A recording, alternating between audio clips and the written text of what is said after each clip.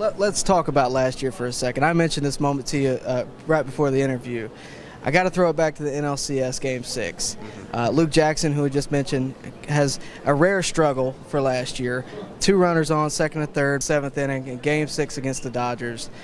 The greatest setup man ever here. You know, like sometimes your struggles make some people great, and Tyler doesn't thank me enough for putting him in such a great situation with second and third no outs. But he stepped up, and probably the 3 biggest strikeouts I think of the whole playoff run. And you come out, you not only face, you have no outs with runners on, but you face 3 righties. I was there. I know what the stadium was like. I've never seen it quite like that before that, and I don't know that I'll ever see it like that since. Walk me through coming out of the pen. Yeah, I was out there in the pen. I said, hey, Matzek, you're kind of going to cover Luke, so kind of just be ready, moving around. I said, okay, sounds good. And then I saw Luke getting into a little bit of trouble. And so I turned it on in the pen, and, I just wanted to get out there and help Luke. I knew that he was struggling a little bit, just didn't have it that night. And then I was feeling pretty good, so I was like, hey, let me at him. I want to get out there. I want to go and help my boy who's struggling right now. So they call me in, and, in that situation, runners on second and third, the first out is the most important one. We get a first out, it frees up, being able to walk, set up a double play, that whole thing. And the best way to do that, get that first out, was to get a strikeout. I don't want to overlook who you struck out. Number one being Albert Pujols, who's, at the tail end of his career, but is having a monster year this year. But a legendary hitter. Souza, and then, of course, Mookie Betts. It's one of those things that you'll remember for the 2021 World Series. That inning, those plays, those outs, all huge. I mean, that's one of those moments that you can't replicate unless it happens this year, of course.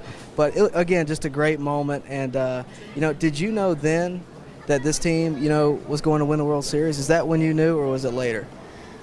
When we still had to win that game. I think getting past the Dodgers was a huge task for us. They'd stopped us the year before. But yeah, once we were able to shut down that inning, we trusted. I was able to go back out and get another, an solid eighth inning, and I felt like we were in a good position to win. Will came out, did his thing, and off to the World Series we went.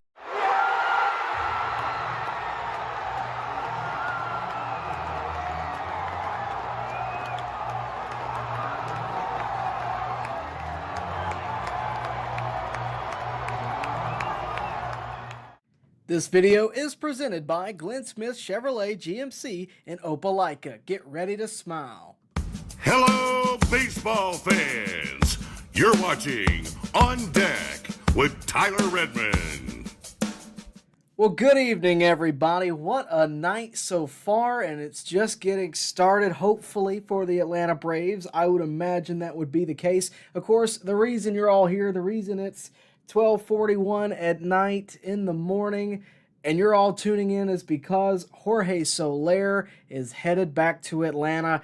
I got to be honest with you, didn't see it coming. I don't think really anybody saw it coming outside of the folks that said it kind of jokingly a few months ago that, hey, let's get the band back together. Let's get Jorge Soler. Let's get Eddie Rosario. Let's get Jock Peterson. And let's do it again. Let's run it back like we did in 2021. So now we're here. About a month ago, we signed Eddie Rosario we traded for Eddie Rosario. And, everybody, I told you I thought he was the most attainable because of what team he was on and, frankly, what kind of performance he was having this year. It wasn't exactly stand out. But he did provide good left-handed bats, for the Braves, and that was positive. I really didn't think Jorge Soler was going to be attainable, and the big reason was because of the salary he's on right now. Jorge Soler, I think we all know, a legend for the Braves, no doubt about it, especially in the postseason, World Series MVP. Since the Braves have been in Atlanta, they only have 2 of those, and it's him and Tom Glavine. But besides that, he's a good hitter. He was an all-star last year. He had 36 homers last year. But with that, he had a big deal. 3 years, $42 million. That turned me off. I didn't think that was something that the Braves were going to want to do. I didn't think they were going to want to pass that threshold and deal with the luxury tax and all that kind of thing. I didn't know if they would want to commit until, 2027 when he is a free agent. I just didn't know. I thought that would be too much for the Braves to really commit to. But I got to be honest with you, the longer the season went on, the more of a possibility this became because of all we lost, because of all of what's happened. Of course, Michael Harris, Ronald Acuna, 2 outfielders gone just like that. Ozzie Albies hurt. Max Fried hurt. Reynaldo Lopez had a scare.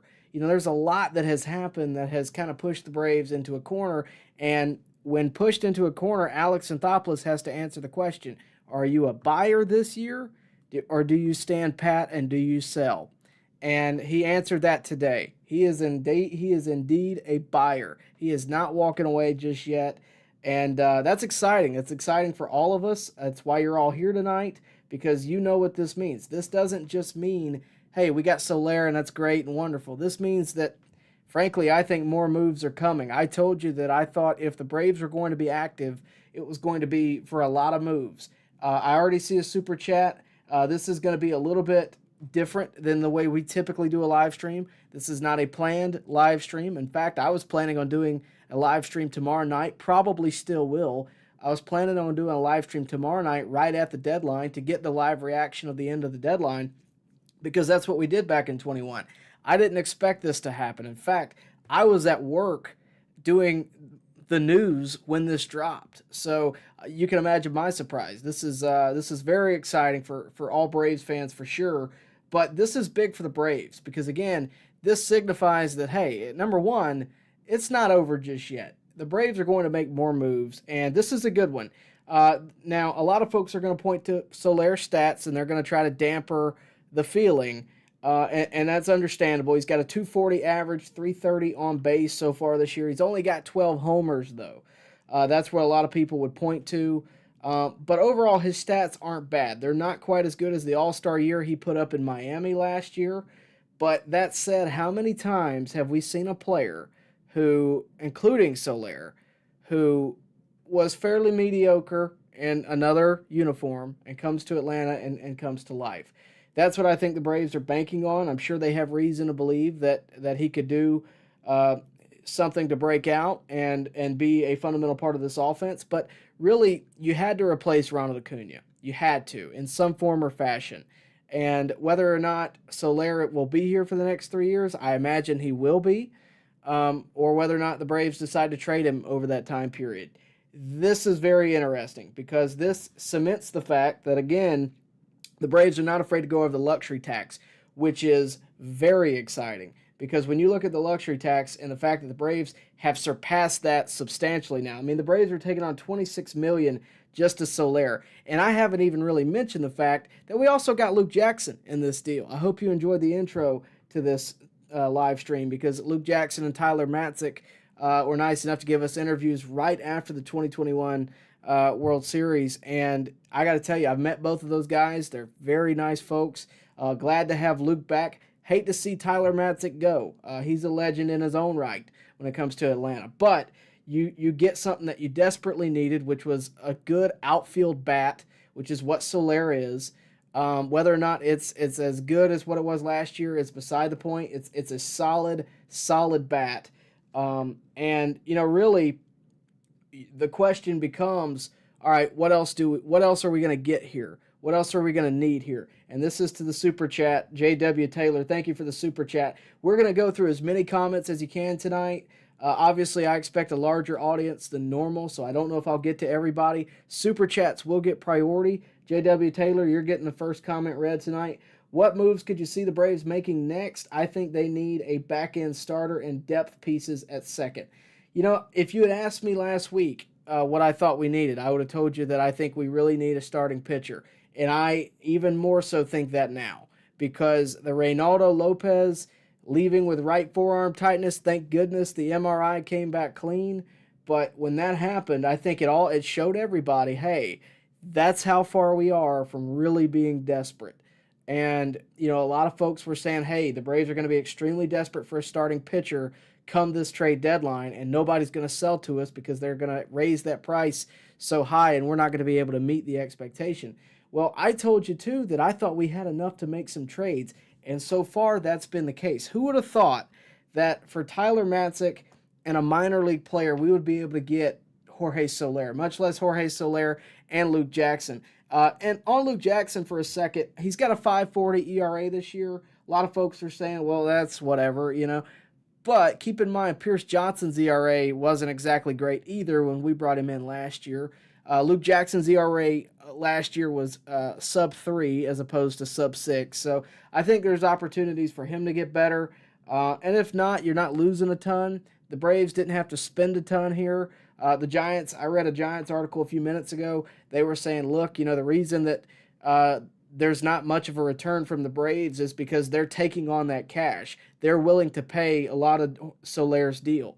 And to be honest with you, I'm okay with that just as much as the Braves seem to be okay with that. If they're willing to go over that luxury tax, I'm all for it, because if we don't have to give up prospect capital and we get someone like Soler, not only this year, but even further beyond, I'm all for it, like I said. So all in all, this is obviously a really important deal. This is the first substantial deal of the year in terms of the trade deadline. We have another, I'd say about 20 hours or so, maybe a little less, of the trade deadline. I expect so many more deals. I expect this, to answer your question, JW, I know I'm rambling, but obviously you can probably understand a lot of excitement right now with this Jorge Soler deal.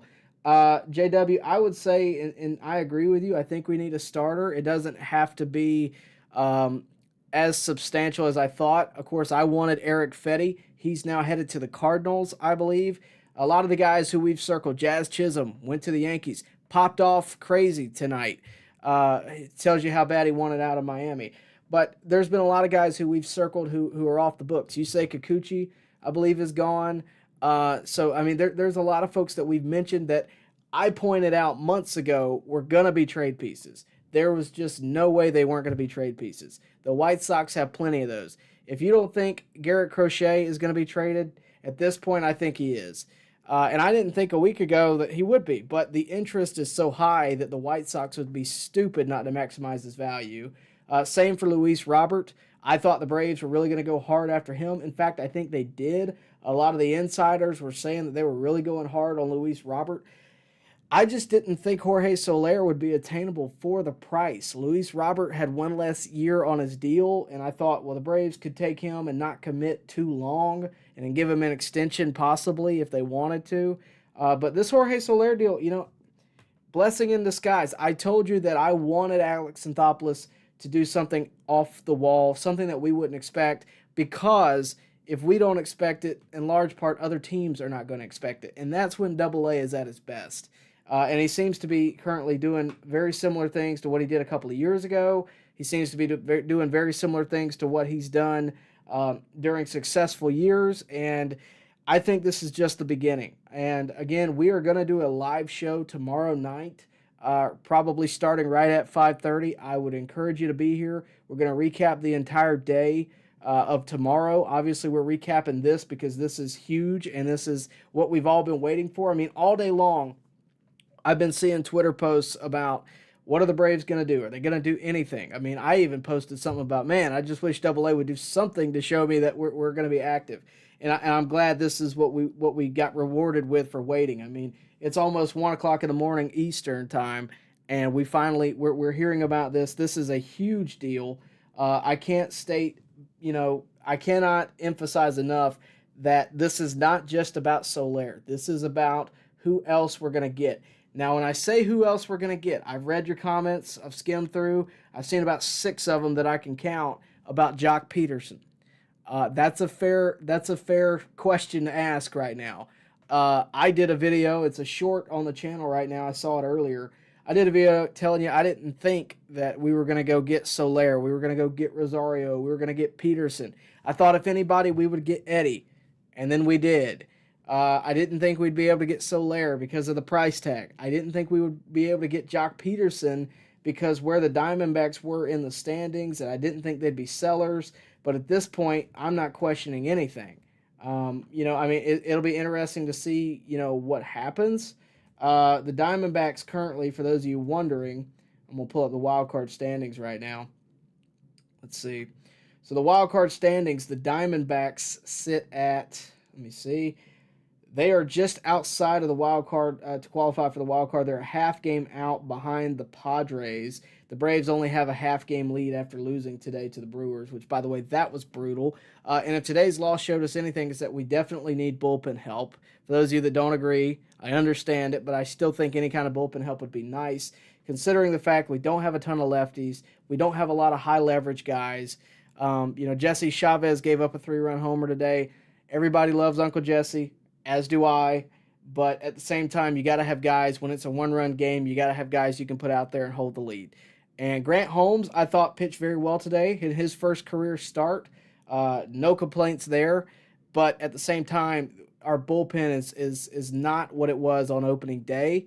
In name value, in power value, it's just not what it was. And until we get some names in there that are going to be impact players, I worry about it. The bullpen gave up 7 runs today across 4 innings. That's not solid, It's nobody's fault in particular. It's just the situation. We don't have a ton of guys that we can count on to be shutdown guys. So I think the bullpen could use some help. I think we could still use a starter if we can land it for an acceptable price.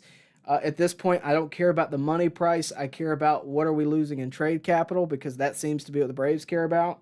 I still think we could still use more offense. We're still down Michael Harris. We're still down Ozzie Albies, and it shows. If you watch the Braves right now, it shows. It shows in the field. It shows in the batter's box. It is very apparent that we are missing players.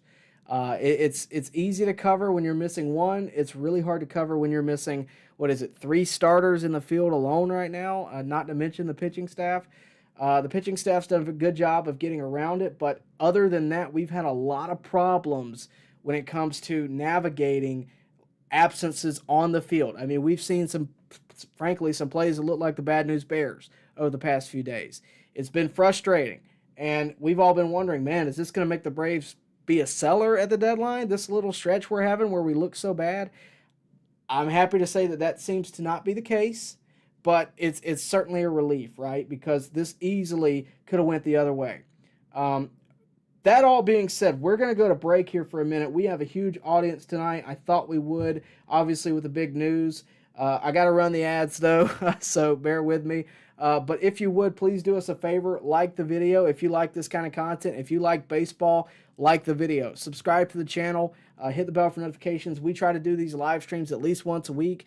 This week, we're going to be busy. I already know it. We're going to be back tomorrow night. I want you to be notified when we go live. So if you would, please do like the video, subscribe to the channel, and hit the bell for notifications, and hang around. We're going to keep talking about this Jorge Soler deal and this Luke Jackson deal when we come back. We're thankful to have you, and hopefully you'll stay around. Are you ready to save big on a new GMC? At Glenn Smith GMC in Opelika, you can own one of the best-selling vehicles in the USA. The GMC Sierra pickup is discounted up to $14,500 off. The roomy and comfortable GMC Terrains are up to $8,250 off. And the GMC Acadias with 3 spacious rows and seating for 7, discounted up to $8,000 off. At Glenn Smith GMC in Opelika, Get ready to smile.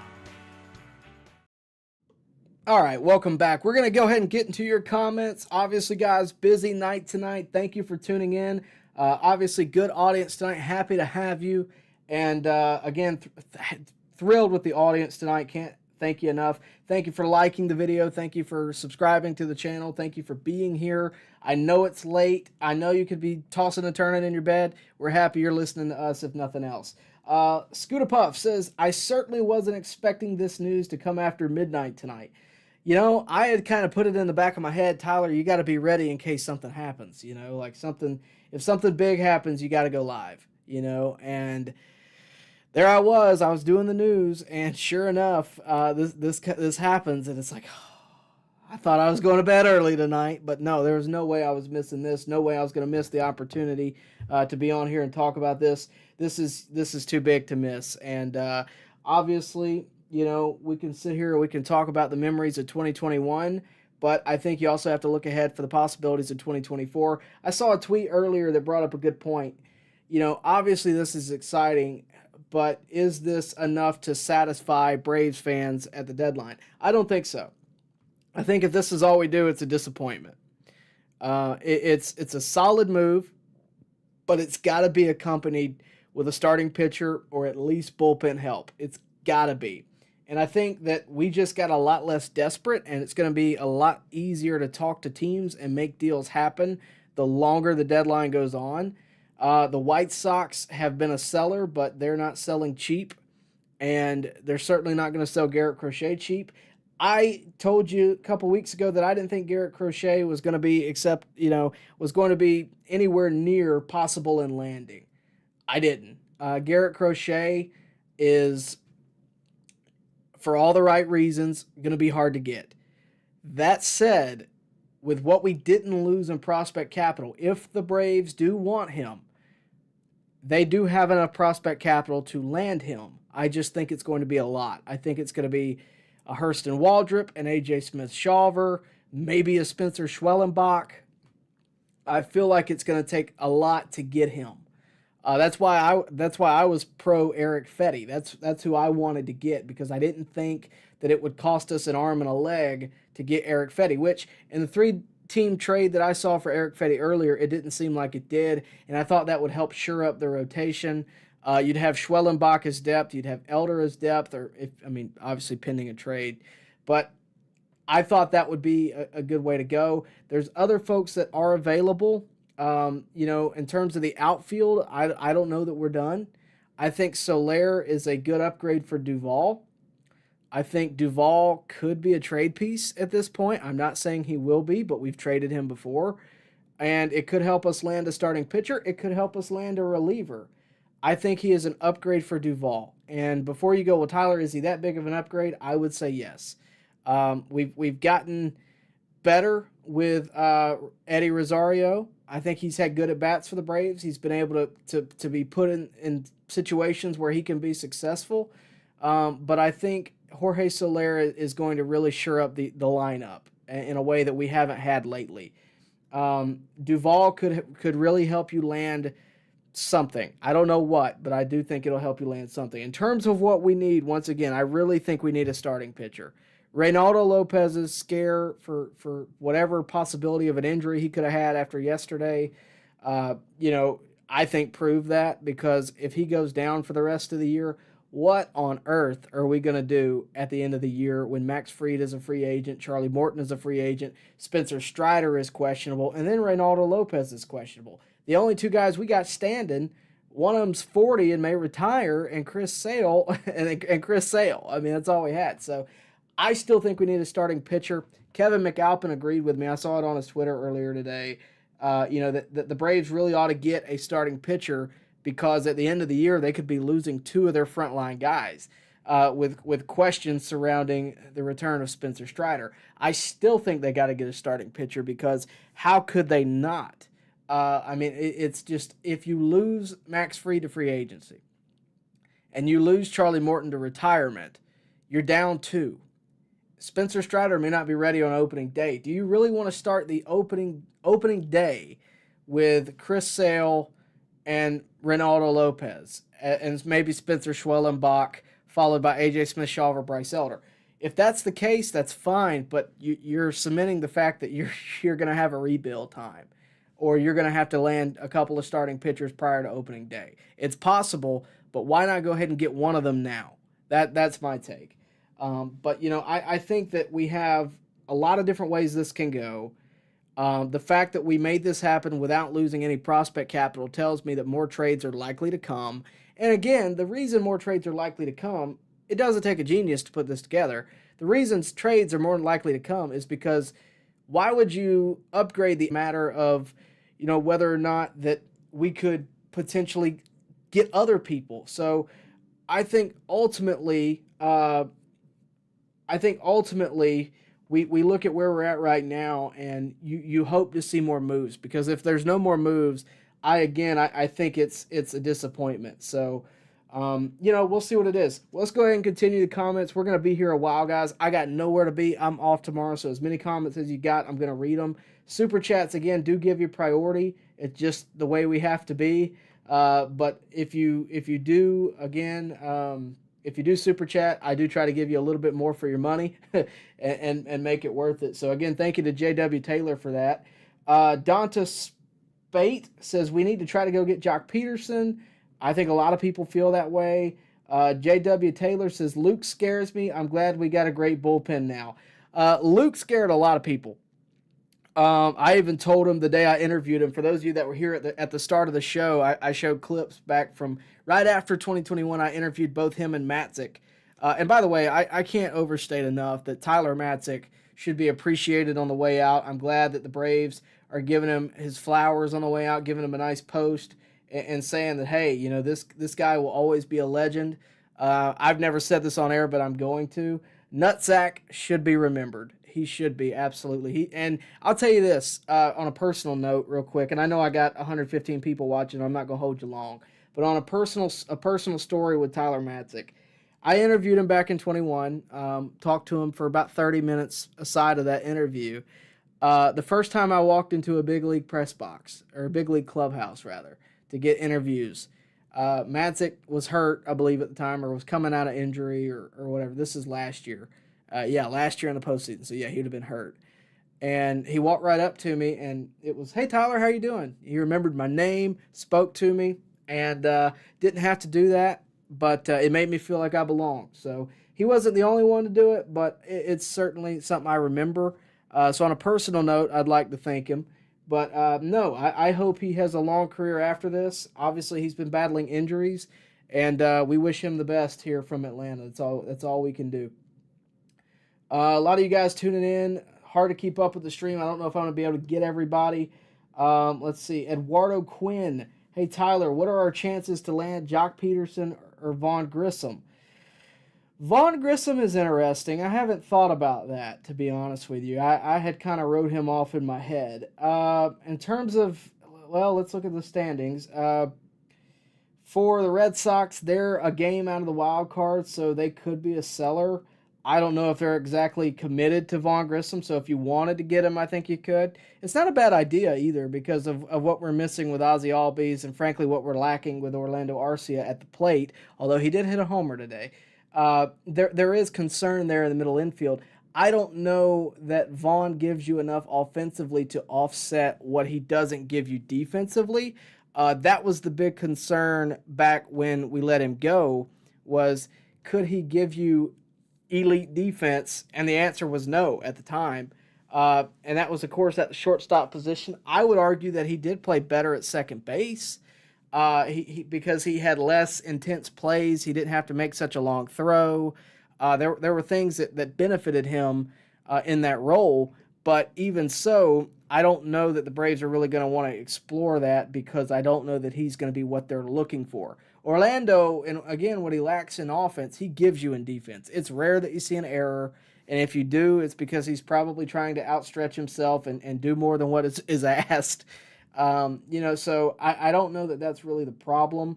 But in terms of Jock Peterson, anything's on the table at this point. I didn't think Soler would happen, so I'm not saying it can't happen. I would doubt it, but look, I think Jock would be all for it if it happened. Look, there's a letter right here. That's the letter that Jock Peterson wrote in the Players Tribune. I am all for Jock Peterson returning. I almost feel like it'd be too good to be true. It would just be too good to be true. And I'd love to have him, but I don't know where he fits because as much as we all love Jock Peterson, Kelnick's had a good year. And he's a lefty bat. I don't know where he really fits. And with all of what we have, I'm not opposed to it at all, but I don't know where he fits. And if they do it, it's like, okay, how's this going to work? Because you have, currently anyway, far more outfielders than needed. Obviously, Ramon Laureano would probably be the first one gone. He's had an up and down week. Obviously, he's made some bad plays, but he's also made some good ones and also been good at the plate. So, it's tough, right? Ramon Laureano, you assume, is gone. Maybe you trade Duvall. Maybe that opens up a spot, but that's already with Soler. Is Jock going to be on the bench? Is Kelnick going to be on the bench? What happens when Michael Harris comes back? What do you do with him then? So there's a lot of questions there. I think a good question is, what are you going to do next year when Acuna's back, right? that leads me to believe that one of two things. Either they're not going to pick up the option for Ozuna, which I would be thoroughly surprised, or they're going to have to find somewhere for Acuna to fit in the outfield, which could mean that Kelenich's gone, because you're not going to get rid of Michael Harris. You owe Soler $26 million over the next 2 years, and then Kelenich's there, so you got to play Acuna too. So it's interesting. I'm curious to see how this all plays out. Good question. A lot of questions are going to be asked about Jock Peterson. I've answered it, so I might just skip them going forward, but we'll see. Michael Carey says, what is the status of Lopez? He got an MRI today, came back clean, and as far as I know, he's day-to-day, but I don't know anything other than that. As far as I know, he's good. They may not even shut him down. I don't think he's going to hit the injury list. Grissom is hurt all year, so there you go. Corey Carter says, wonder what Tanner Scott out of Miami would cost. Well, Miami's interesting, right? Miami, they don't know how to trade a lot of the time, right? Nobody saw Luis Arias coming in the beginning of the year. That told you right then they were sellers. I think they should have held on to him until the deadline. I mean, I know they got a good return, but even so, if they held out to the deadline, what would you pay to have Luis Arias on your team right now? If you could get him for a good deal, right? But they could have raised the price because they would have had more bidders. They only had one bidder with the Padres back when he was traded. Jazz Chisholm obviously got him a good return. Finally got Chisholm out of Miami, which I think is going to be good for him. He's going to be in the bright lights in New York. In terms of Tanner Scott, I don't know that it would cost a ton. I like the idea. He's been good for them. I believe he was an all-star this year. He's been really good this year. I think he could benefit the Braves. But it's Miami. It's a division rival. We've made trades with him before. I mean, we traded Duvall back in 21, so crazier things have happened. But let me look at his baseball reference real quick. I don't know. I don't even know when he's a free agent. That's got to go in this conversation too. All right, he's a free agent at the end of the year, so that would lessen the return. You would pick up the rest of his $5.5 million contract for the year, so they would cut costs. I'd be surprised if he wasn't moved, to be honest with you. But I don't know that it will be to the Braves. Because you got to think that they're asking about him, right? You got to think that they're going to ask about Tanner Scott. Every team is going to ask about Tanner Scott because he's on a seller team. He's on a team that is already established that they're going to sell, and he's on a team where, why wouldn't you sell? He's affordable. He's going to get asked about. So Tanner Scott I like, but again, the reason he hasn't been traded yet is because there's probably multiple bidders. I don't know how I feel about that. We'll see. It depends what the price is, right? In terms of what it would cost, it's more than the next guy is the answer when it comes to stuff like this.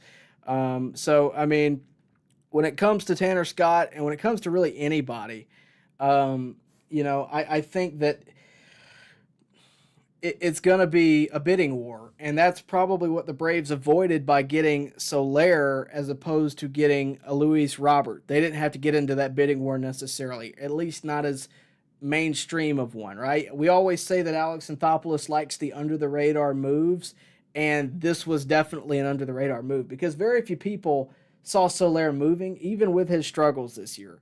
Very few people saw him moving because of the price tag, because of the results that he hasn't had so far this year. That a lot of folks didn't see him moving. He wasn't one that we had on our Excel spreadsheet going, yep, this guy's moving. Eric Fetty, Yusei Kikuchi, all these other guys that have moved today, Jazz Chisholm, we all knew they were going somewhere. Tanner Scott falls into that category. So it's interesting.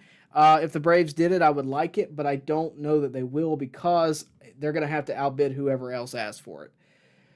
Tyler Sanders says, I wish the Braves could get Nico Horner. All right, let's see. At this point, I don't know if that's going to be the case. Second baseman, shortstop, free agent 2027, 3 years, $35 million. You'd be asking for a lot over the luxury tax at this point. He's with the Cubs. They are kind of selling right now. I don't even know if you consider it selling, but they're switching things around at minimum. He's got a 250 average, 4 homers. Yeah, I mean, solid player, Gold Glover. He could play second base, but again, when Ozzie comes back, what do you do with him? That's the problem the Braves are in. It's not like Michael Harris and Ozzie Albies are out for the year. Ozzie's out for 8 weeks, which it's been about a week, so 8 weeks. It's July 30th, so we'll count 7 weeks from now.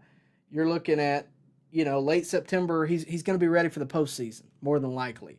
Right? So do you want to invest in a second baseman when you know your all-star second baseman that you're already paying at a great price, by the way?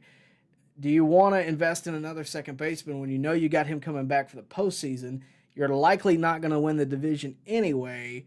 You're probably going to be in a wild card race. Do you really want to invest in a second baseman when you can invest in a bullpen piece, or when you can invest in a starting pitcher, or maybe, there's just other ways to do it. And really what we have at second base, I know it's not the best at the moment, but it's not like it's the worst. I mean, it can make do. It's an issue. I'm not going to sit here and tell you it's not an issue, but I don't know if they want to necessarily, necessarily go all out for what they currently have, and not, use that kind of resource elsewhere.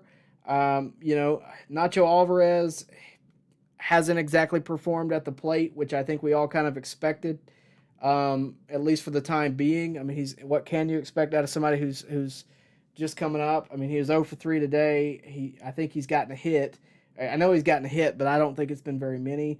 So you give him some experience. Maybe you showcase him. Maybe you trade him and you get another piece. But I don't know. I think you have to focus on your pitching at this point.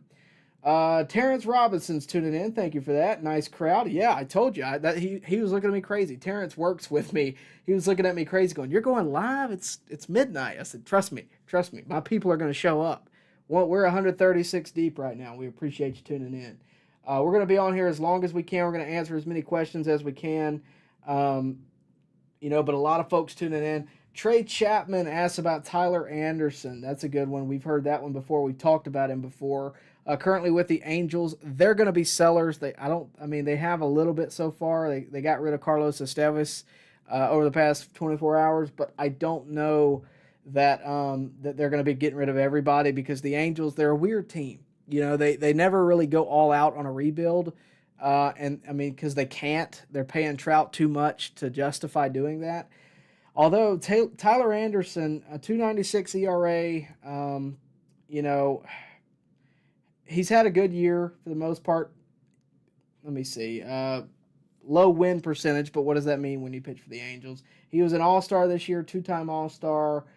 His FIP is significantly higher than his ERA. That concerns me. He's 21 starts in. I mean, yeah, he's got good numbers, but I don't know that his fielding independent percentage, shows me a lot. But again, playing on the Angels, it is what it is. The thing about it is, it depends on where the Braves want to be in terms of the luxury tax. They may decide, we're going to go all out. We're gonna say we're gonna spend money, and that's gonna be what it's gonna be. And okay, fine, that's what they're doing. I would venture to guess that they may go up significantly. We've heard them talk about the payroll going up over the past couple of years, and Alex Anthopoulos has been kind of open about it, like, yeah, it's going to go up. We're ready for it. And he just showed it. I mean, he was not kidding. So it's going to, it's going to, I think there's definitely more to come. I don't know if Tyler Anderson's the right thing, but if you get a Tyler Anderson, he's on a 3-year, $39 million deal. You're going to owe, we'll just call it a third of that, $13 million around that next year. That might be worth it. I don't know. I definitely think a starting pitcher, at least a back end guy, they got to get. We'll see what happens. A lot of folks talking about Jock Peterson. I get that. You say Kikuchi went to the Astros. Saw that earlier. We need to keep Schwellenbach. I see a little E. Look,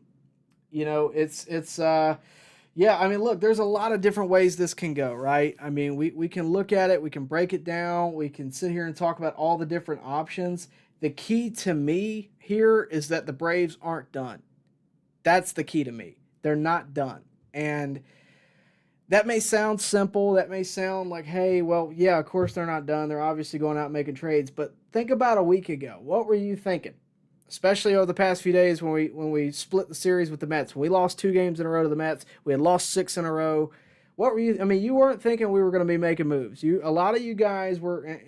I'd be lying to you if I told you that had a perfect score on that. A lot of folks were talking about, yeah, man.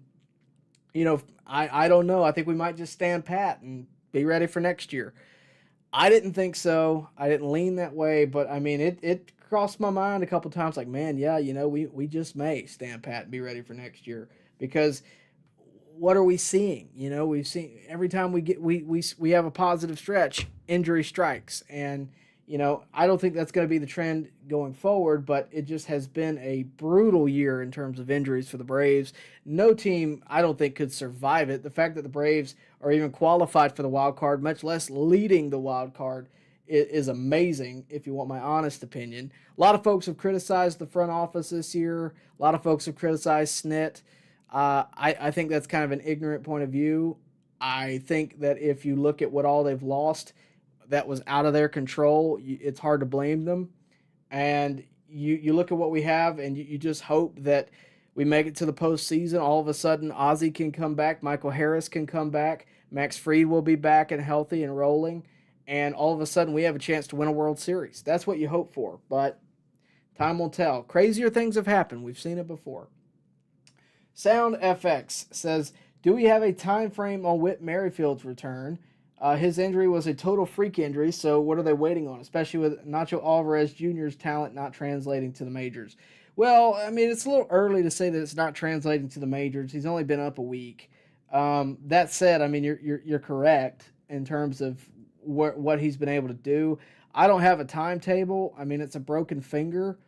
A lot of folks have had broken fingers. Imagine how long, how long you wouldn't be able to catch and throw if you had a broken finger, right? So I would assume a week, 2 weeks, but, assumptions kill. So with Whit Merrifield, I don't know. I mean, that's what we were, that's what they went and did as soon as Ozzie got hurt. They went and got Whit Merrifield because they knew that they had to do something for the middle infield.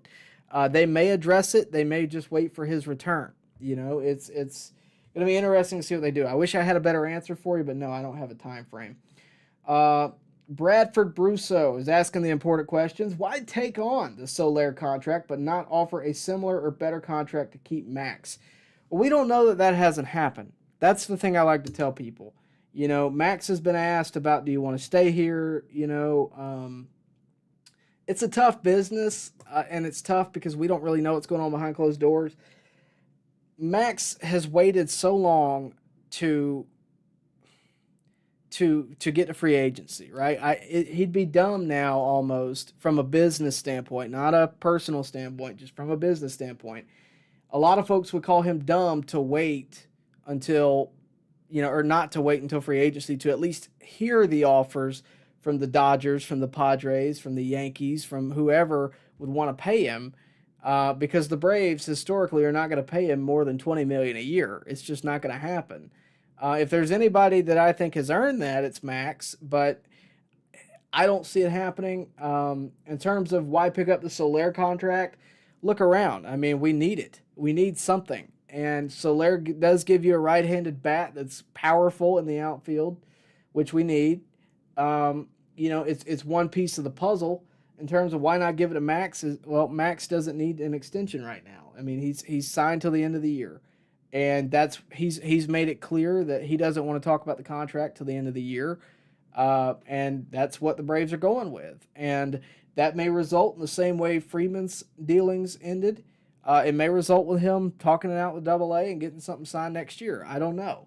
I wish I knew. I wish I could look into the future. But he's made it clear that he doesn't want to talk about it. And really, to be honest with you, on a side note with Fried, he's been kind of injury prone over the past couple of years. Do you really want to talk about an extension when he's currently on the 15-day IL? I don't think so. We'll see. Joe Reese says, if nothing else, I trade for Mike Soroka. He can come out of the pen or start. I have heard so much about Mike Soroka this year. And, I am all for Michael Soroka. I have rooted for Michael Soroka ever since the injury, since before the injury. I mean, I was at his first appearance back after he came back from his second Achilles tear. All right, I think I have that video somewhere. Let me see. Yeah, right here. I was there in Rome, front row, to get this footage. And he looked great here, but he never was able to get the results after that. He can never figure it out. He's had a decent year this year. His ERA doesn't look like it, but his ERA is also on the White Sox. 5.23 ERA. He's a free agent at the end of the year. His ERA plus is 79. It's his strikeout per nine is 8.8, which is high. I wouldn't be opposed to a bullpen conversation. I wouldn't be opposed to that at all. I don't know that Soroka is necessarily the answer for this year. He does have a 5 ERA, but I mean, again, I'm not opposed to the idea of it in the future. But I mean, we traded him because we had exhausted every opportunity for him, and it hadn't resulted in anything. He went to the White Sox, and we still are not seeing results, at least in ERA. Doug, you had to get creative with that one. I will give you credit. Doug, I can't read that one, but I'm proud of you. Jack, thanks for tuning in, buddy. Appreciate it. Scooter Puff, I read today he should be coming back when we get back to Atlanta. Okay, so when we get back to Atlanta, we'll have Whit Merrifield, according to Scooter Puff. Wild One says, everyone on Braves Reddit are saying that we need to go get Jock and his magical pearls. Somebody put me on Braves Reddit. Get me on there. I've been trying to get on there for a while, and I can't break through. I don't know that social media forum. So if you'd like to share the post, I would appreciate it and let everybody know we're here. Shaquille Oatmeal says, I told you Soler was coming back. I stand corrected.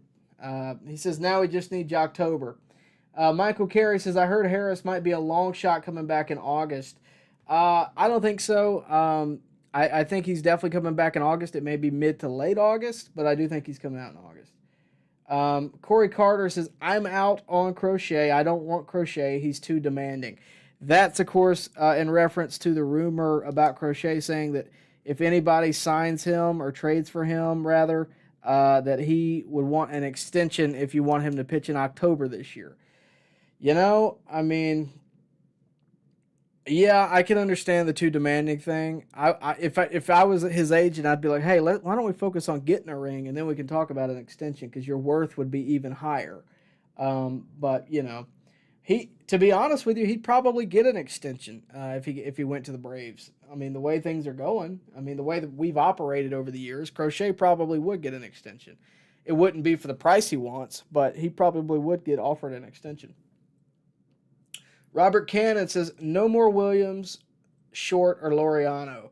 Well, brother, until 6 o'clock tomorrow, that's what we got, at least for the time being. J.M. Gillis says, Harris could be a good piece to trade. He's overrated. I don't agree with that. Overrated for Michael Harris, I can't buy into that. I think he's an elite defender. I think he's got gold gloves in his future. In terms of his offense, he's had a down year, but when he's on, he's on. But to be honest with you, who hasn't had an off year this year? Whether for whatever reason, it's been everybody on the Braves. So I'm not going to circle Michael Harris and say, yeah, you've had a down year this year. Get you out of here. Because if that was the case, I'd have to circle Olsen. I'd have to circle Riley. I'd have to circle Acuna. I'd have to circle Duvall. Other than Kelnick and Ozuna, who wouldn't we be circling? So it's tough, right? So, I don't know. He could be a good piece to trade, but he's also an elite defender that you have a 10-year extension on that I think he's only 2 years into. I don't see it happening. And you lose faith with players signing extensions when you sign them to a 10-year extension and then you trade them. That's why I don't think we're getting rid of Acuna anytime soon. We're not getting rid of Harris. We're not getting rid of Olsen. We're not getting rid of Riley. Those are the cornerstone pieces, right? They are going to play the length of their deals. I think if anybody, you want to focus on anybody getting an extension, Max Fried is going to be what it's going to be. He's either going to be signed at the end of the year or he's not, right? But the person that I think we ought to focus on signing is Ozzie Albies. Ozzie Albies is only making, I think, $5 million a year, and he's coming up on the tail end of that deal. You want to focus on keeping Acuna at the end of his contract. I think you really got to talk to Ozzie Albies and see about an extension. He's a free agent at the end of next year. I think it's, if they go to him with the right kind of attitude and the right kind of money, I think he'd sign an extension. I think he'd want to be here. From the outside looking in, but even so, they gotta hit him with the right kind of notes. So we'll see. Let's see. Little E says Blake Snell would be nice since they are spending money now. Well, we are spending money. I don't know if we're spending Blake Snell type money. Let me look at Snell real quick. He's a free agent at the end of the year, so he does have a player option for next year too. 1 year, $32 million. I don't know what his option is. I'm going to assume it's around $32 million, maybe a little higher. If they wanted to drop $32 million on one starting pitcher, I think you could find one cheaper than that. Don't have anybody particular on top of my head, but I think there's a lot of different ways this can go. Like I said, it's it'll be interesting. In terms of Blake Snell, rough start for sure. He's got a 5.10 ERA. Don't know if that necessarily translates. He's probably been pretty good lately, but he took so long to get from spring training because of his agent, just being frank with you. That's another reason I don't think they're going to get tied up in Snell, is because he's with the Boras Corporation, which the Braves are historically don't want anything to do with that. I don't see them getting tied up in that at all. I'd be very surprised. But that's not to say it can never happen. I would be very surprised. Corey Carter says, Tyler, what about a Moneyball approach of Drake Baldwin at DH, Ozuna in left, Duvall in center, and Soler in right? Oh, brother. I have said it on this channel many a times that I never wanted to see Ozuna in the outfield or the infield or as a catcher or as anything ever again. Drake Baldwin at DH is interesting. Has he put up that kind of numbers in the minors? I'm unaware.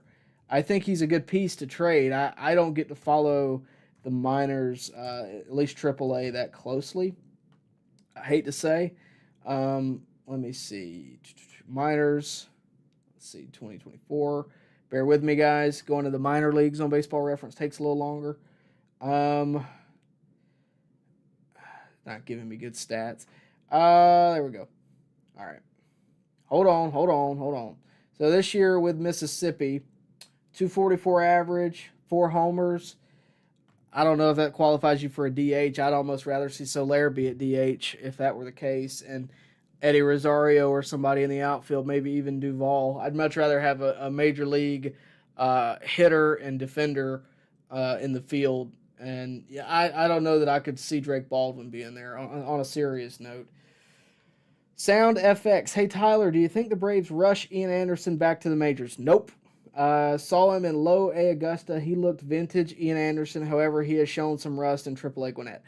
I don't think that's going to happen at all, because the Braves have had enough trouble pitching-wise. That dude has had too long of a road back to getting to the big leagues. So it's it's tough, right? It's tough. But no, I don't think so.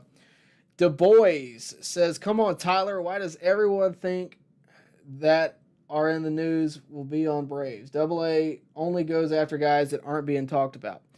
Well, yeah, I hear you. Guys that aren't being talked about, that's not always the case. He definitely doesn't want to get wrapped up in a mainstream bidding war. But people talk about folks that don't cost much too, right? Like a lot of folks have talked about Tommy Pham, who I know we all don't like Tommy Pham, I'm well aware, but he also doesn't cost a ton. A lot of folks were talking about him at this trade deadline, and he didn't cost hardly anything. But because he is a veteran, because he is a good outfield bat in general, he got talked about a lot because everybody knew he'd be available. That was one that I saw the Braves could do, and not really be necessarily a problem. Jazz Chisholm, I thought could be done. Obviously, the Yankees really wanted him and went after him hard, but it is what it is. Sound FX, Tyler, hear me out. I don't think Matzek is completely gone. I think AA might be doing a big brain play here. He hasn't played since May, and there's no timetable for a return yet. He may not be completely gone. If there's anybody that'll give him a chance, it's the Braves for sure. I think you're onto something there. I think he very well could be active still. He's not going to be here this year. I don't think he's going to pitch this year. Hato Mato is here. Hello. Easy Tiger is here. Says they can't trade all the heart out of the soul of the team. They have guys like Harris, Rosario, and Soler bring a good vibe, and they're loved in Atlanta. A lot of folks are in here talking about Blake Snell. A lot of folks are in here talking about Mason Miller. I did a video on Mason Miller and Brent Rooker, which I think Brent Rooker is probably out of the question now. But Mason Miller intrigues me. I don't know with his broken hand situation. I don't know if he's going to be dealt. Maybe the cost goes down a little bit because of that. I don't know. But, it is what it is. Oh, gosh. A lot of folks are saying that they were expecting Charlie Blackmon. Yeah, I mean, I could have seen that too. I think he's more DH than he is outfield now. J9 Mills says, is this real? Is this real life? Just saw your title. Is this a dream? Yes, this is real, believe it or not. Robert Cannon says, bring Wainwright out of retirement for a year. I love that. WW says, if we trade Acuna and Harris, we might as well trade the whole franchise to Salt Lake City for 5 more. Oh, my gosh. All right. We're getting to the 2 a.m. crowd, I see.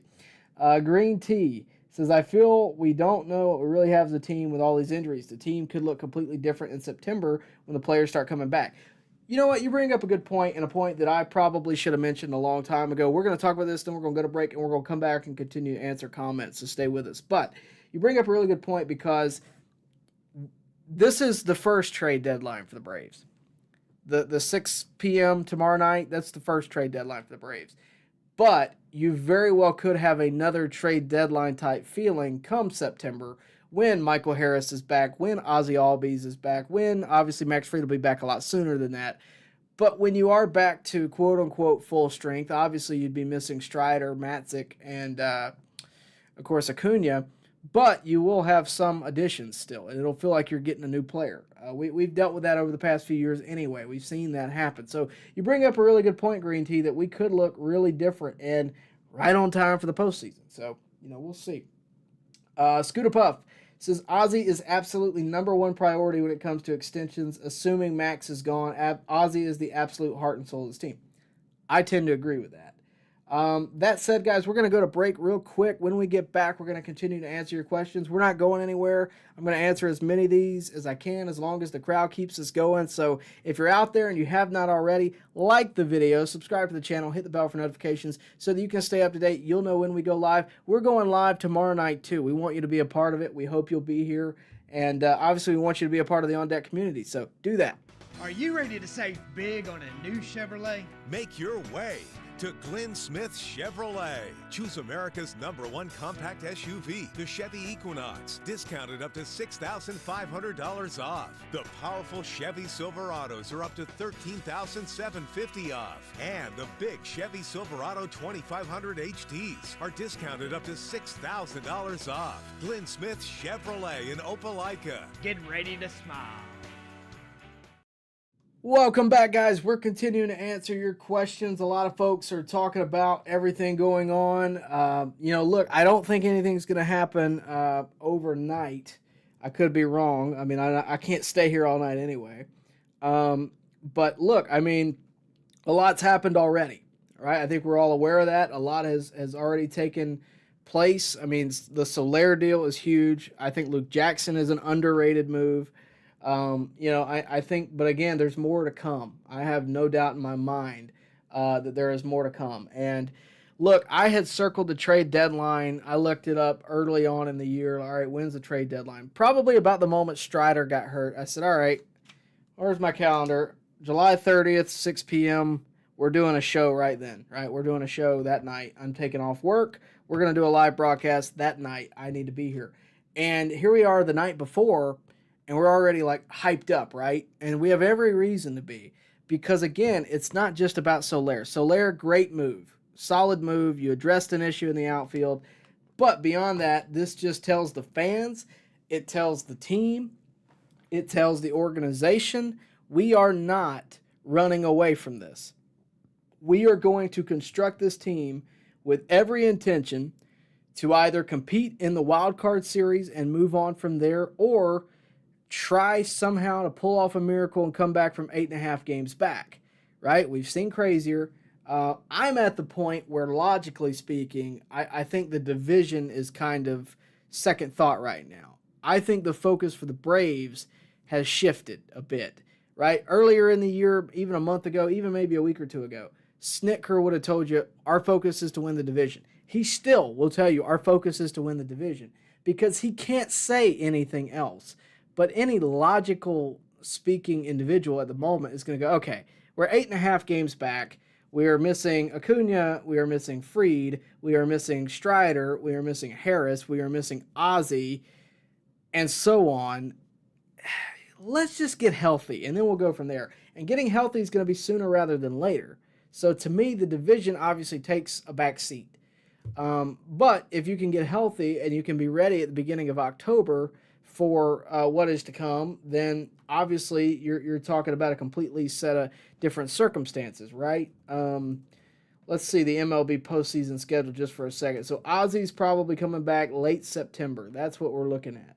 Which, if there was a time to get hurt, for you to be able to come back, I think we'll take right before the postseason, right?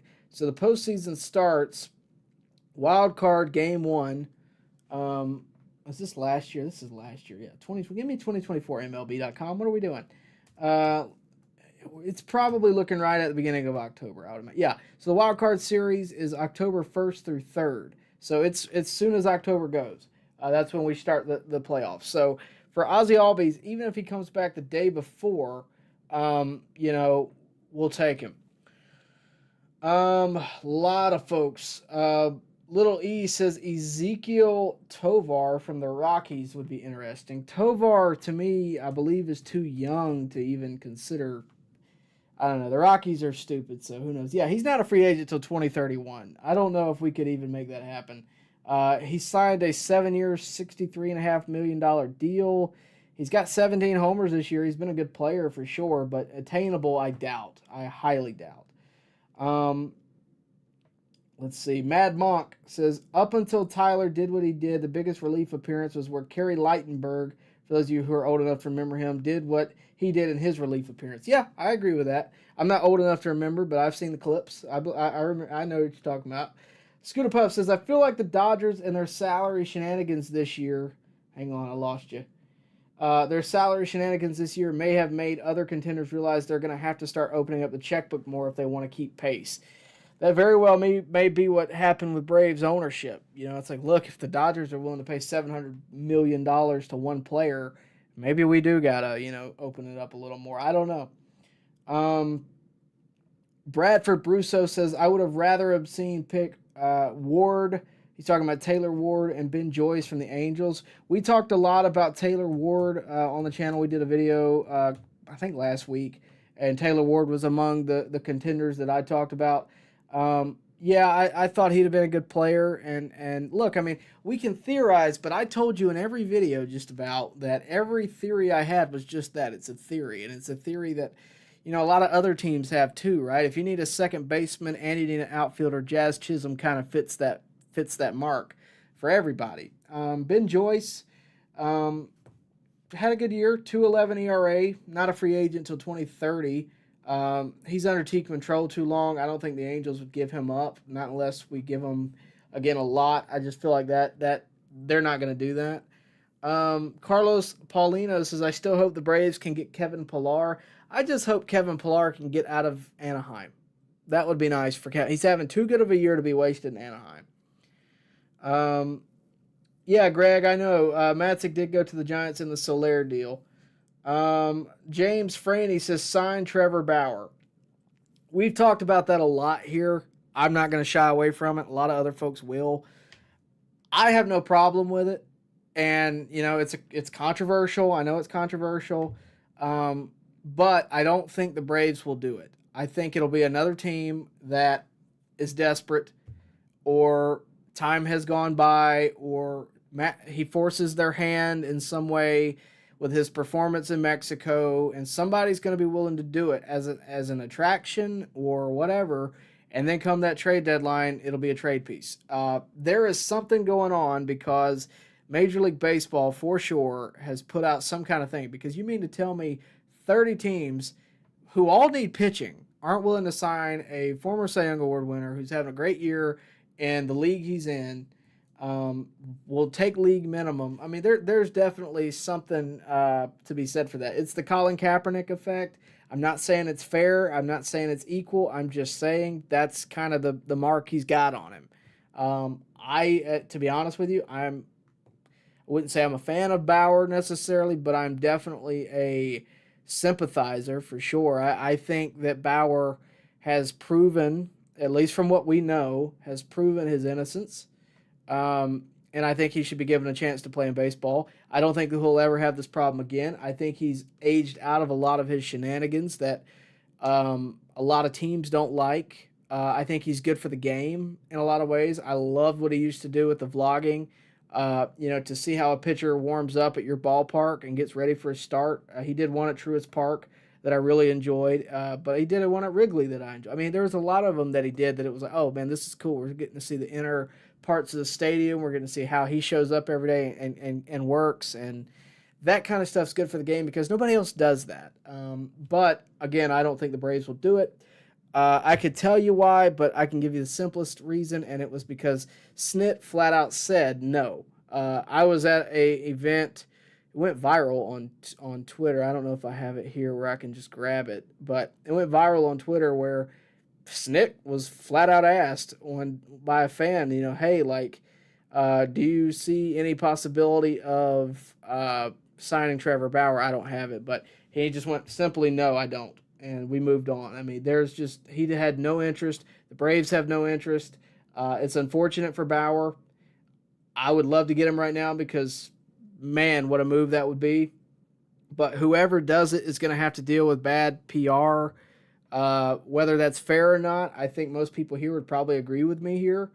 But whoever signs him is going to have articles on any given news agency writing about how they've signed X, Y, and Z. And whether that's fair or not, it's not something that a lot of organizations would want to put on their business, right? It's same reason why a lot of folks wouldn't. How do I put this? A lot of folks wouldn't want to advertise on a political. They wouldn't want to advertise on anything political, right? You don't want to drag your business down. You don't want bad PR because that affects your business, right? Bottom line. Cesarto says, remember, the greatest scenario for Matzek was when Jackson messed that inning against the Dodgers at NLCS. Cesarto, you missed it. You ought to rewind this back to the early part of the show because I showed a clip where I interviewed both of them and we talked about that exact moment. So you ought to check that out. Those guys will be intertwined forever. Calcurian says, everybody talks about Peterson, which would be awesome, but what about Kevin Pillar? He retires this year and he is playing well. I wouldn't think it would cost us a lot. Did he say he's retiring? Did I miss that? I didn't see that anywhere. Yeah, I mean, I don't think it would cost us a lot, but, we'll have to see. We'll have to see. A lot of folks commenting tonight, guys. You guys have been great, and I hope a lot of you guys will return tomorrow night. I hope the Braves will give you a good reason to return tomorrow night. But the one thing that you can do for us is, if you have not already, like the video, subscribe to the channel, hit the bell for notifications, all that good stuff. We want you to be a part of the community. We want you to be here every time we go live. Look, if something breaks tomorrow morning, if I'm awake, if it's after 9 a.m., I might be awake. I'm getting on here and talking about it. It's the moment it happens, I'm getting on here and talking about it. So subscribe to the notifications. Make sure you hit the bell so you know when we go live because we want you to be a part of it. Of Wolf and Man, what a great name. Tyler, with Max and his injuries, would you want to give him a long-term contract that he wants, and what would you be willing to give him? Well, Max can kind of demand his price. I mean, his resume is pretty deep. There's no doubt about that, right? In terms of what I would give him, the Braves are not going to give him what somebody else would offer him, so it's tough, right? The Braves probably gave him some kind of extension offer. I would just be surprised if they didn't.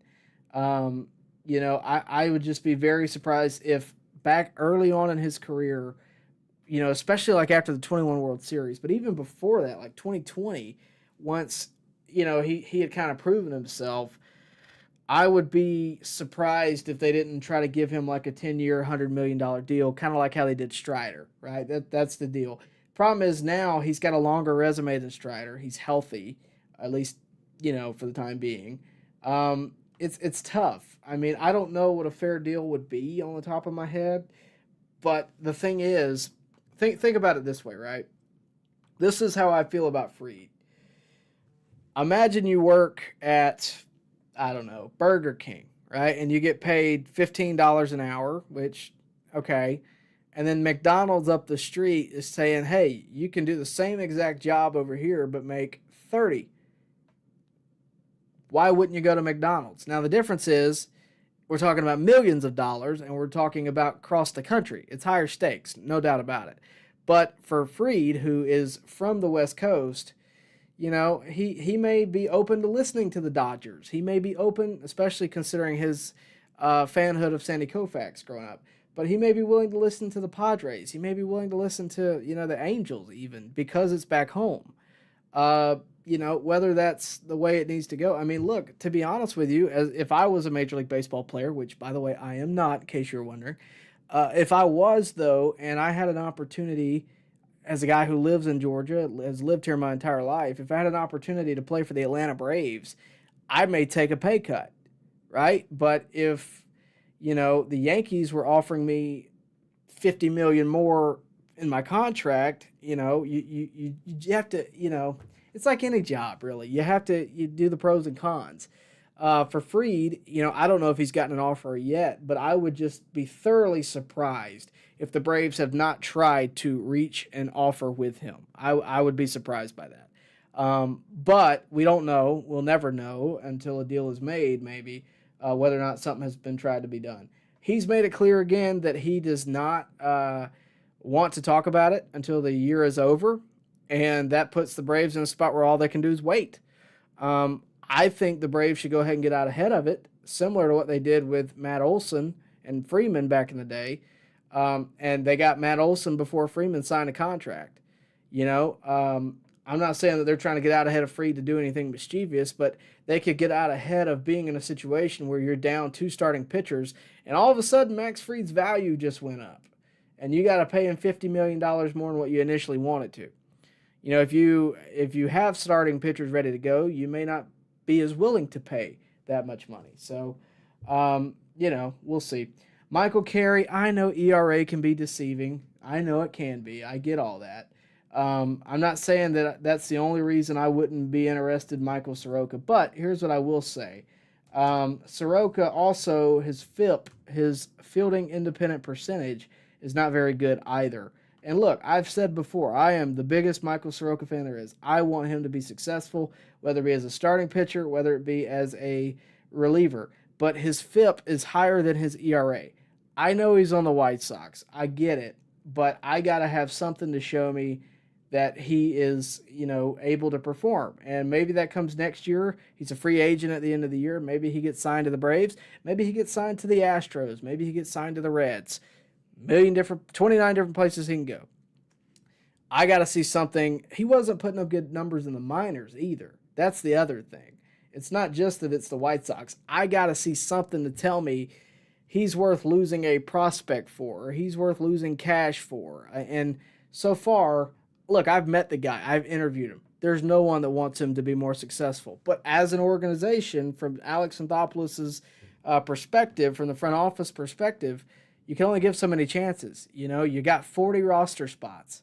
And if he's holding one, a decision has to be made at some point. So it is what it is. A lot of folks in here tonight. Really appreciate it. Lawrence Wimberly. That's a fun name to read. Lawrence Wimberly says, we have 3 guys not going to be on the rotation next year. Better to keep getting more than not have it. I agree. John Main says Bauer doesn't fit the Braves type in the clubhouse. I agree. Bradford Brusso, they took the All-Star game away for political reasons. They should at least kick the tires on Bauer just to spite MLB. Yeah, I don't think they're going to do that. As fun as that would be, I don't think they're going to do that. I agree on the All-Star game. I thought that was bogus. Aside from any political anything, I just thought it was bogus. I didn't think it made sense. And guess what? Here we are, 3-4 years later, it's coming back next year. You know why? Because it was bogus. It never made sense from the beginning. Let me see. Corey Carter says, anybody in here know who is second in the majors in ERA? I imagine, is it Ronaldo? Who is it? I don't even know. I should know that. ERA leader, MLB. Let's see. Gosh, I should know that. Sorry, I haven't had a chance to check. I've been a little busy today. Corbin Burns? Is that who you're talking about? I mean, maybe the National League. I don't know. Chris Sale. You're talking about National League. So not MLB, but National League. He's fourth in ERA of all of MLB. Yeah, Chris Sale's doing very well. Ross Faltz says, shut up about Bauer. First off, I have the microphone. I can say what I want. I'm here to answer to the people. J9 Mills says, oh, wow, we traded Tyler. J9 Mills, we got to keep up, buddy. What are we doing here? You know, you're behind the times. Yeah, we traded Tyler Matzek to make this deal with Soler go through. The Doors 1388 says, Mookie Betts publicly came out and said Bauer was a great teammate, should be back in Major League Baseball. Betts is well respected, so he's a good guy to vouch for Bauer. Yeah, I mean, the thing is, Bauer is going to be a controversial figure forever. He's kind of got like Pete Rose, you know. I mean, some people are going to love him, some people are going to hate him, some people are obviously going to disavow what he did. You know, it is what it is. You know, but for me, I wouldn't be mad at anybody. Green Tea says, who was the other guy we traded? Forgive me, I can't recite his name off rip, but I do have a screenshot. We traded, and I quote, infielder Sabin Caballos. Sabin Caballos. Not Nick Saban, Sabin Caballos, who, to be honest with you, I know very little, if anything, about. But he is the one traded. I'm looking at his stats right now. It looks like he played in Winchester, Williamsport. Most recently, he played for the Rome Braves. So, very low-level prospect. He did have a .259 average with 3 homers. So, I mean, I don't think we lost a ton, at least anything that's going to help us in the foreseeable future. Shane Coleman says, Tyler, this sucks. This guy does not have speed. This is not what we need. Okay, before we say it sucks, let's just take a break. Let's just take a breath. I don't think it sucks. I don't love everything about the deal. I will agree with you there. Because I didn't know about the price. I didn't know how I felt about the price. I still don't know how I feel about the price. Again, if this was all they did, I wouldn't like it at all. But don't you like the fact that they're at least making a move? Now, I'm not saying that you just make a move to make a move, but this is something, I think it benefits us. It gives us a bat, which how many games have we lost by 1 run? How many games have we lost 1-0? Because our pitching has been great. With all the injuries, our pitching has been great, at least starter-wise for sure. And we lose constantly because we don't have any offense. Today is a perfect example. We are up 2-1. We've had 2 solo homers. We're up 2-1, and they hit a 3-run homer, and we're just defeated, right? I mean, we have nothing. There's no fight. There's no anything. I feel like getting Luke Jackson probably does something for the clubhouse. It shows the clubhouse, similar to Jock Peterson in 21, that we're not giving up. We're not done. He's going to be a corner outfielder. He's not going to be your center fielder. And he can play defense. It's not like he stinks. I mean, he can play outfield. Let me see. Robert Cannon says, again, we strike out too much. I don't disagree. Snyder, come on now. Get off my boy Bryce Elder. Lawrence Wimberly says, what about Bassett from the Blue Jays? I haven't looked at his stats in a while. I definitely think that the Blue Jays are selling now. So, Bo Bichette, we can talk about that. Chris Bassett, 3.78 ERA. Not bad. I think he's a good back end of the rotation guy. He's a free agent at the end of next year. He could help you bridge the gap from this year to next. And he'd be less to commit to in terms of what he's making. 3 years at $63 million, I think, is pretty high for the numbers he's given you. It is what it is. Let's see. Yeah, Robert Cannon, we're striking out 10 times a game. It is what it is. I agree with you. Corey Carter says, let me try this again. Does anyone in here know what team is second? Okay. Thank you for the super chat, Corey. So what team is second in ERA of all of MLB? Also, did we lose our first round pick with this move? Obviously, it's the Braves who are second in ERA. I get you. I still think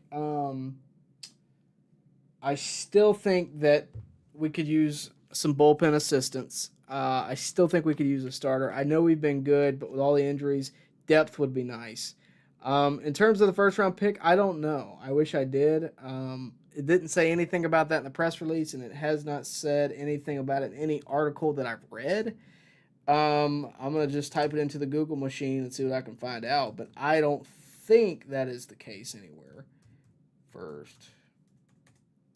Hang on a second.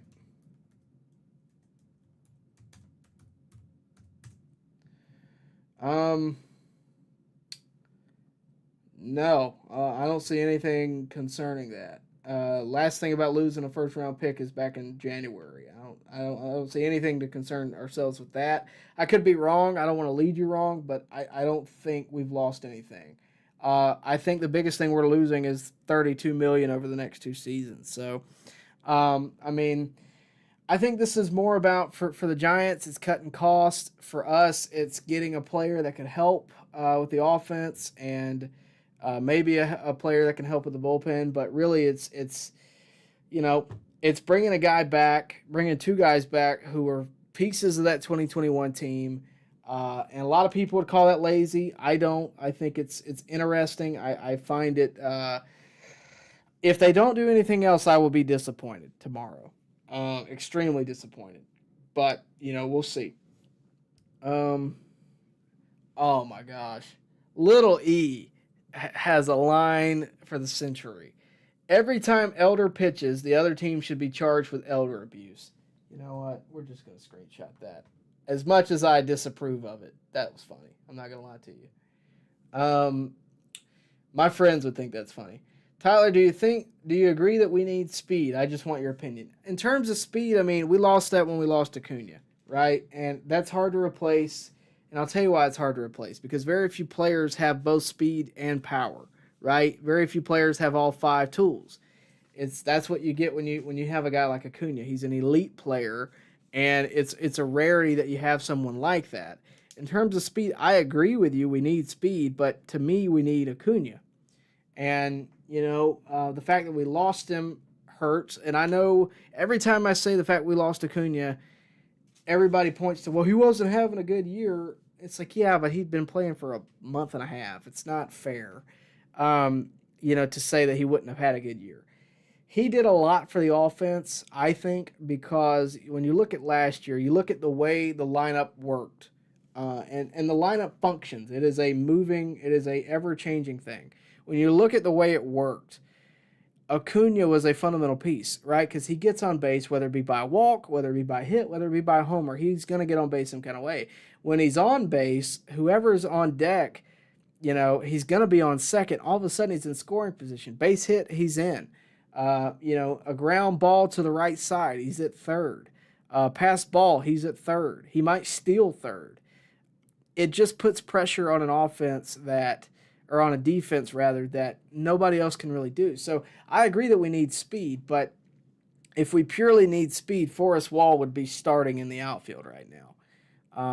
So it's also about, can they hit? Can they, be a part? You're never going to have a perfect fit, right? But you're down Harris, who has speed. You're down Ozzie, who has speed. You're obviously down Acuna, who has speed, and it's tough that when you lose all these guys, it's so many different problems because of injuries. And I'm not saying that's the only reason. We have had a bad year. There is no way around that. But, it's also we are down a lot of players. And to fix that, you have to counteract it with more players, good players. And that's one thing that Jorge Soler has been over the past few years. So, you know, I mean, is it necessarily what we want to do? You know, it's just it's something you gotta give the team something to build upon. And to me, I think I like the Soler move. It caught me by surprise. I mean, obviously the nostalgia is part of it I'm sure for y'all too, but also I like it because it shows us that, hey, number one, we're not giving up. That is the message here that Alex Anthopoulos wants to give you, wants to give the team, the organization, is we're not giving up yet. We are not running away from this. We are going to compete this year. We are going to be buyers. We are not going to be sellers. Some people may call that stubborn. Some people may call it stupid. I'm sure there's a contingent of folks that don't like this move. I know there are, including you. All right. So, I mean, there's going to be people that don't like the move. But there were people who didn't like the move back in 21. All of a sudden, the Joker won a World Series MVP. So it's, you never know who's going to pop off. You never know how things are going to go. But I would much rather us make trades right now and do our best to ensure that once we get to the postseason, we have a team that could possibly win it all. Because I would hate to be in the postseason, get matched up against, I don't know, I guess the Mets in the first round. I don't know who we'd match up with right now, but whoever we'd match up against, and feel like I don't have a chance to win it. And I want to feel like if we're in the wild card, hey, we may not be, the Dodgers with the highest payroll in baseball, or the Yankees, or we may not be the Phillies this year, but we also may just be those. Finish the sentence, right? So I want to feel like we got a fighting chance, and I feel like Soler gives us that. And I could be wrong. We'll see how it ages. But guys, that's going to wrap it up here. We have officially passed 2 a.m. I don't know what I'm going to say if we continue going. However, before I let you go, I just wanted to thank you for being here tonight. I want to remind you we are going live tomorrow. If something breaks early in the day, I will get on here. I will be glad to get on here and do a stream early in the day. And follow up later in the night, because I know this is a big deal. We get a ton of viewership from this every year, and we want you to be a part of it. Obviously, that's why we're here tonight. That's why we got on tonight. You guys make this thing go round, and we cannot do it without you. So that being said, if you have not liked the video, please do that. It helps us grow the channel, helps us get it out there. We cannot grow the channel without you. You are a fundamental piece here. If you have not joined the channel by subscribing, please do that. If you have not hit the bell for notifications, really, please do that. That way you can be notified tomorrow. You can be notified when we go live. You can be notified every time we drop a new video. You can be notified pretty much anytime we do anything. You can also follow me on social media if you want to. My handle's down there at Tyler Redmond TV. That is on Twitter and Instagram. I would love for you to message me there. I can't guarantee that I'm going to be able to message you over today and tomorrow, but I do try to get back to as many of you as I can. So please contact me there if you'd like to. Again, Twitter and Instagram at Tyler Redmond TV. But beyond that, guys, that's really all there is to it. Yasuke Knight says he'll be there tomorrow. And Schneider says notify me when we pick up Bauer. I'll do what I can, but I don't know when that's going to happen. Brett Sullivan says, do you think Giants will DFA Matzek and Braves claim him? I'm going to answer as many questions as I can. Maybe. The Giants, I don't know why. I don't know what the interest is with Matzek. I'm curious with that, but I mean, it's a maybe.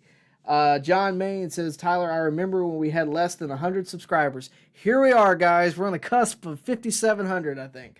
So yeah, subscribe. We're growing. We're ever growing, and we want you to be a part of it. But guys, that's all I got for you tonight. Thank you for being here. Thank you so much. We've been going here for an hour and a half strong, and I cannot thank you enough. I didn't know what kind of crowd we were going to get. I assumed it would be pretty good, but you guys have made it all worth it. So again, thank you for being here. One last time, I want to thank my sponsor, Glenn Smith Chevrolet GMC. If you are in the market for a new vehicle, check these guys out. They are big supporters of the channel. They are big supporters of the Braves, and they want your business, and they're great folks. Go check them out. Glenn Smith Chevrolet GMC and Opelika. Get ready to smile. Baseball fans, make sure you like and share this video and subscribe to this channel. As always, thank you for your support.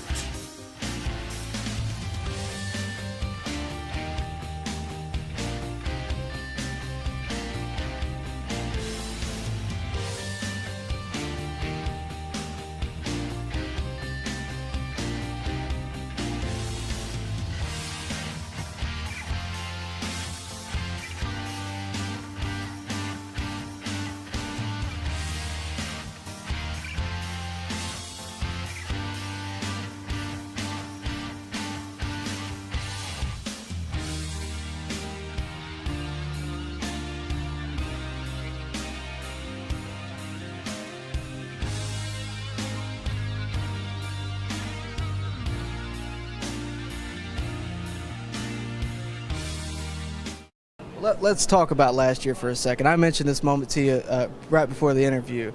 I got to throw it back to the NLCS Game 6. Luke Jackson, who we just mentioned, has a rare struggle for last year. 2 runners on, second and third, 7th inning, in Game 6 against the Dodgers. The greatest setup man ever here. You know, like sometimes your struggles make some people great, and Tyler doesn't thank me enough for putting him in such a great situation with second and third no outs. But he stepped up, and probably the 3 biggest strikeouts I think of the whole playoff run. And you come out, you not only face, you have no outs with runners on, but you face 3 righties. I was there. I know what the stadium was like. I've never seen it quite like that before that, and I don't know that I'll ever see it like that since. Walk me through coming out of the pen. Yeah, I was out there in the pen. I said, hey, Matzek, you're kind of going to cover Luke, so kind of just be ready, moving around. Said, okay, sounds good. And then I saw Luke getting into a little bit of trouble, and so I turned it on in the pen, and I just wanted to get out there and help Luke. I knew that he was struggling a little bit, just didn't have it that night, and then I was feeling pretty good, so I was like, hey, let me at him. I want to get out there, I want to go and help my boy who's struggling right now. So they call me in, and in that situation, runners on second and third, the first out is the most important one. We get a first out, it frees up being able to walk, set up a double play, that whole thing. And the best way to do that, get that first out, was to get a strikeout. I don't want to overlook who you struck out. Number one being Albert Pujols, who's at the tail end of his career, but is having a monster year this year. But a legendary hitter. Souza, and then of course Mookie Betts. it's one of those things that you'll remember for the 2021 World Series. That inning, those plays, those outs, all huge. I mean, that's one of those moments that you can't replicate unless it happens this year, of course. But again, just a great moment. And did you know then that this team, was going to win the World Series? Is that when you knew, or was it later? When we still had to win that game. I think getting past the Dodgers was a huge task for us. They'd stopped us the year before. But yeah, once we were able to shut down that inning, we trusted. I was able to go back out and get another, an solid eighth inning, and I felt like we were in a good position to win. Will came out, did his thing, and off to the World Series we went.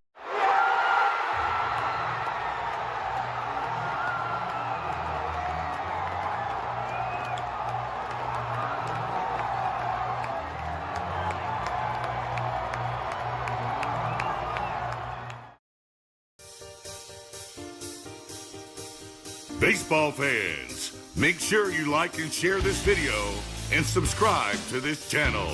As always, thank you for your support.